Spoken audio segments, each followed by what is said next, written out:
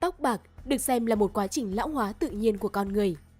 Khi chúng ta già đi, lượng melanocyte giảm hoạt động, dẫn đến quá trình sản xuất melanin ít dần, từ đó khiến tóc từ từ chuyển sang màu trắng. Không chỉ thế, hiện nay xu hướng những người trẻ có nguy cơ bạc tóc sớm lại ngày càng nhiều. Tình trạng này dễ khiến bạn trở nên mất tự tin trong công việc và cuộc sống. Có rất nhiều phương pháp trị tóc bạc, trong đó đơn giản nhất là dùng dầu gội phủ bạc. Đó là sản phẩm phủ bạc tốt nhất hiện nay được tin dùng. Vậy dầu gội phủ bạc là gì?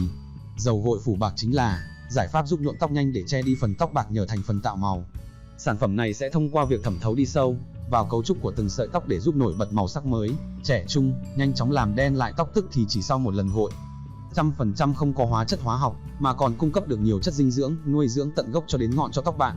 Sau đây là những tiêu chí chọn mua dầu gội phủ bạc tốt nhất bạn cần biết. Đầu tiên, bạn cần ưu tiên lựa chọn các loại dầu gội làm đen tóc có chiết xuất 100% từ tự nhiên, đảm bảo an toàn và sử dụng hiệu quả.